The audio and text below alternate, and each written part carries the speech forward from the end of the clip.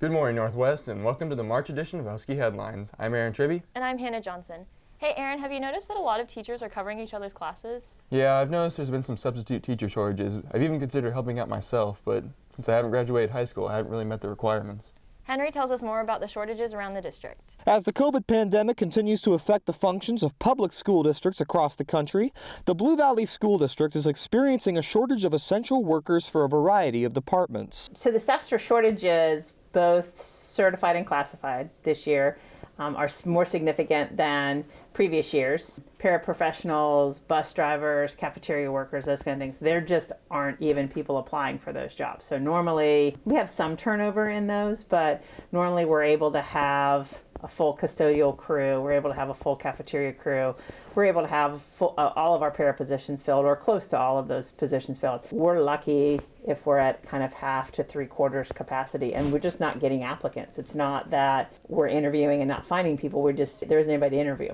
While the Blue Valley staff shortages have affected the school district in specific ways generated by COVID-19, other substitutes and staff workers point out that Blue Valley does not stand alone in the staff shortages. I know it's not just here in Blue Valley, but my sister-in-law is in the Shawnee Mission School District, and she's been a building sub for 17 years, and she said that they're going through the same thing in Shawnee Mission. I know Olathe is going through the same thing, so it's all over. Nationwide also, there's just a tremendous shortage of subs. It puts a stress on the office because a lot of times they're going to come in and hope that everything's covered, and they find out they might be one sub short, 2 or 3, sometimes even 4 subs short, which means that they're going to have to rearrange to make sure that all those classes are covered somehow, even to the point where they have to ask teachers to give up a planned period maybe to help cover that class. So it puts a lot of strain on the office. The COVID-19 pandemic has caused substitute teachers to have to change their schedules drastically due to the work shortages. I think they're tired. I think our staff is tired. I mean, they are helping out so that when we have unfilled positions, because we don't have substitutes, we're relying more on our teaching staff to step in and cover for an hour for each other, or cover for part of an hour for each other. And so sometimes in that time that would be a supervision time or a planned time for a teacher, a time during the day where they don't have kids, they're ending up stepping in and teaching. With the end of the school year closing in, the district hopes to be able to tackle the work shortage issues for the fall of 2022. Until then, teachers and staff workers will continue to do their best for the students at Northwest. This is Henry Burvey for Husky Headlines. Hey Aaron, do you know how many years Dr. Presley has been the principal?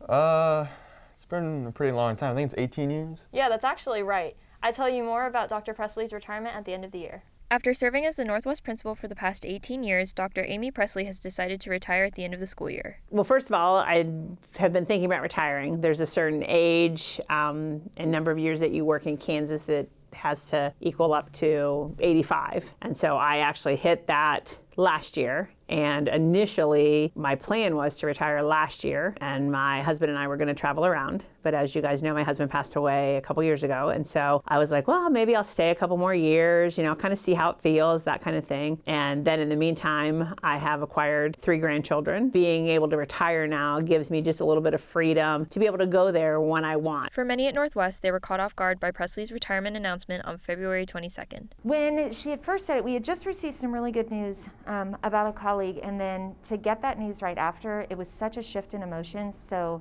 my initial reaction was shock, and then the moment kind of hit me that this is kind of the end of an era because she's been here so long. So there was some sadness there as well too. She's been so supportive. She's been a great teacher and mentor. And so I'm really going to miss our personal relationship because we've known each other for so long, and just her mentorship. She puts everything she is into this building, and I think that's what makes her so great. I think what I'm going to miss most about Northwest is just the people. I mean, hands down, the staff, the students, the community. This community cares so much about the school and the success. I'm just going to miss my second home and my second family. I hired all but 18 teachers that work in this building, and so they are my family. I care about them. I care about them as educators. I care about them as people. I love them all. Just the culture that she provided for the building. It's kind of got more of a family feel than a lot of high schools out there, and I think that has a lot to do with the leadership. While Presley is leaving at the end of the year, she clearly wants the right person to take her place as principal of Northwest. We just want somebody who will love this building and love the students and love the teachers, but continue to challenge and push them to be even better than they are today. Somebody who is willing to value the traditions and the climate culture that we have and that we've worked to build, and then somebody who can take that and move it forward. What can I do to support you and to support this community? That will be my goal, is really getting to know the new leader and trying to figure out how I can best support him or her. The staff is grateful for her time as a Husky and hopes that Dr. Presley's successor is as dedicated to Northwest as she has been for the last 18 years. This is Hannah Johnson for Husky Headlines. Education right now is really hard, and so to Dr. Presley for all of her service here at Northwest, sometimes you don't always get the gratitude that you should have, but I know for me personally, for her duration being here, I've truly appreciated her being here. I just want to thank everybody. I want to thank everybody for letting me be your principal. With Mr. Addington leaving at semester and Mr. Hilton announcing his resignation at the end of the school year, there are going to be some new faces in the office. Amara introduces us to one of the new Husky administrators and tells us more about the administration changes to follow. Overland Trail teacher Dr. David Sharp will undertake assistant principal for curriculum and instruction for the 22-23 school year in Mr. Addington's former position. I look forward to a new challenge. What's been great for me has been my first introduction to Kansas has been to get back into the classroom. It's been fun. It's been challenging, learned a great deal. And so then coming into Northwest, what'll be great is to bring that experience back in, coupled with all the experience that I have, to be able to work collaboratively with the students and the staff over there with instruction and professional development, professional learning, schedules, and all those types of other things that collaborate with that. I'm a high energy guy, so I'll bring a lot of energy, a lot of ideas, a lot of passion to collaborate around our purpose, which is working with our students and their success. I think Dr. Sharp comes with a great deal of experience. He's been a principal at a high school on the Missouri side. He's been an assistant superintendent. He's very much about relationships. I think Dr. Sharp's going to be a great addition to our Husky family. I think he is excited. While Northwest will be adding one principal, the Huskies will be losing another, as athletic director John Hilton leaves at the end of the year.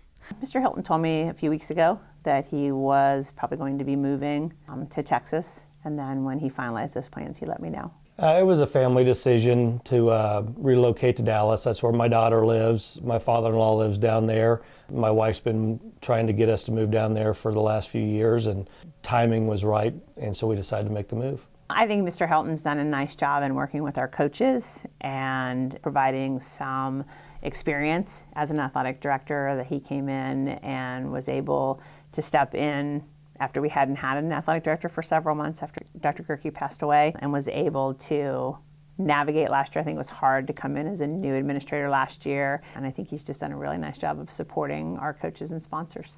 I had a tremendous experience looking at the success that we had from an athletic standpoint, some of the new coaches that I had the opportunity to hire and bring into the Northwest family. I really think that we have a group of teachers that are very passionate about this school. The coaches here are really great coaches, so I was really glad that I had the opportunity to be a part of it. Mr. Hilton always was a big part of what we did in the gym. He was someone that made sure everybody kind of felt equal and valued, made sure every program got to be highlighted, got some sort of importance, and was always supportive of his coaches and the student athletes. With all the changes to the administrative team, Northwest students will have a learning curve when they return in the fall. This is Amara Qureshi for Husky Headlines. Hey Hannah, did you know that Miss Stolman won another award? No, what was it for? I tell you more about this award. Karen Stolman was surprised on February 22nd when she was called and told she was one of 7 finalists for the Master Teacher of the Year Award for the state of Kansas. This followed her winning the Blue Valley School District Secondary Teacher of the Year Award earlier in December. I am calling to congratulate you on being selected as a 2022 Kansas Master Teacher. Congratulations. Mrs. Stolman was presented with what they call the Kansas Master Teacher Award. It's an award out of Emporia State University. It is an award where they recognize, I believe it's 7 teachers a year from across the state of Kansas that have just had an exemplary career. So I believe that to be eligible for the award, you need to have taught at least 3 years. I'm on my 30th year, so I didn't really pay a lot of attention to that part of it. But every building in the district nominates a representative for Blue Valley's master teacher.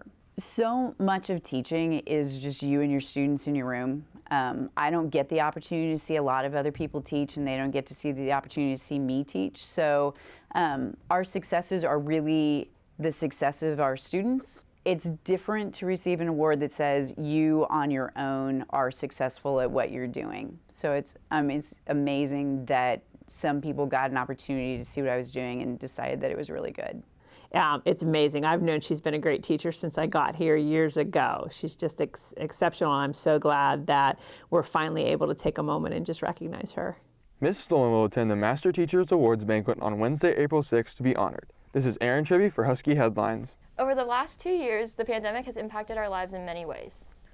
Blood donations are no different. Caitlin tells us more about this issue. Since the beginning of the pandemic, blood centers across the country have seen a decrease in blood donations, causing a national blood shortage. Unfortunately, we were hit very hard by the pandemic, as many healthcare organizations were. And at the very beginning, back in March and April of 2020, all of our blood drives ended up being canceled, and we had to push all donations into our donor centers. It was a very trying time for us. Since then, it's gotten a little better as we're able to go back out into our community and hold blood drives that we weren't able to host before, but we still aren't seeing donations in the amount that we were seeing them previously. There are tons and tons of patients who rely on blood donors for things like cancer treatments or treatment to help heal them if they've been in a car accident or experienced any type of blood loss at all. Even though we're in the middle of the pandemic and all eyes are on COVID right now, there are still patients that need our help. At Blue Valley Northwest, National Honor Society recently held a blood drive as one of their service projects to help with the shortage. This has been a tradition for a long time with NHS, but we are especially in need of blood now because there have been shortages basically countrywide and in our area. It's a life-saving, life-giving gift to others, and I think that if people don't necessarily understand how it will impact them, if they could just consider that what if a family member of theirs got into an accident or had surgery and for some reason needed it, they would want there to be blood for that person. So this is their way of helping to ensure that. So we're definitely hoping to get blood from the blood drive, and then just a lot of community involvement, and we really value service, and this is one way that the entire school, at least if you're 16 or older and able to donate and in good health, to give back. And that's really what we're all about, is just serving our communities the best way we can. I think people should want to give blood because it doesn't cost money to give blood, and it's just something that you'll know for yourself, like, hey, I'm helping someone else, and you might not ever meet that person, but I think it's just a really good feeling to know that you're doing something good for someone else. I think that's just one way that brings our community together, because we're all just giving back for the same cause and we all have the same goal. If you were unable to give at the Northwest Blood Drive, you might consider giving at another time. To do so, make sure you meet the following requirements. The Community Blood Center has some restrictions of people 16 years old and older, so those who'd like to give blood who are a little younger will just need to wait another year or so until they're of age, and then people who are 16-year-old will need a parental consent form signed, but 17 and 18-year-olds will not need to have a parental consent form. Also, just kind of be keeping track of things they may want to know when you show up. They may ask you if you've traveled recently. They may ask you, are you feeling well? If you've had COVID recently. Make sure that you hydrate well before the actual donation of your blood. NHS is hoping that the blood drive will help with the national blood shortage and that others will want to help solve this nationwide problem. This is Caitlin Sample for Husky Headlines. Good morning, Northwest, and welcome to this month's edition of Top 10 Plays. At number 10, we have sophomore Ava Smith completing a three-point play in the girls' basketball game versus St. James on February 23rd. At number 9, we have juniors Thomas Peterson and James By getting third in their respective weight classes at the EKL Wrestling Championship on February 7th. At number 8, we have senior Mikey Pauly throwing down a dunk versus St. Thomas Aquinas. The Huskies would win by a score of 59-50 on February 12th. At number 7, we have the swim team finishing third with a score of 255 in the EKL Championship on February 5th. At number 6, we have the boys basketball team beating Blue Valley in overtime by a score of 75-71 on February 15th. At number 5, we have junior Thomas Peterson getting third place in the 106-pound weight class during the wrestling regional meet on February 19th. He is one of 5 wrestlers to qualify for state. At number 4, we have senior Avner Bular with a one-handed slam to put an exclamation point on a Husky 67-42 win versus Center High School. At number 3, we have sophomore Josie Grostier scoring a buzzer-beating behind-the-back shot versus Blue Valley to make the score 11-9 at the end of the first quarter. At number 2, we have freshman Bailey Kinkler advancing to the state tournament in bowling after getting 5th place in the girls bowling regionals on February 22nd. And finally, at number 1, we have the boys swim team finishing in 6th place with a score of 140 at the state swim meet on February 18th and 19th. This is Aaron Chippy with the help of Max Smith bringing you this month's edition of Top 10 Plays. Hey Aaron, do you know what this is? Yeah, it's volleyball. I don't play on the team though. Mac tells us more about the boys volleyball team. The boys volleyball team is in full practice mode as they prepare for their season after a hiatus. The boys volleyball team is back in the gym. The team consists of 12 sophomore, junior, and senior boys. The first week we had it was tryout, and it was an awesome turnout. We had close to, I think, 30 tryout, which was just awesome to see. And then this past week we had our first practice, and it was great. There was a lot of energy. All of them wanted to learn more about the skill, like breaking down skill, the rules, different things. And they all just were really eager to learn about the sport and to get better, which was awesome to see. So really all we're doing to start for practices is just practicing 1 day a week and just kind of get the boys introduced to like some skills rather than just throwing them out there on a court.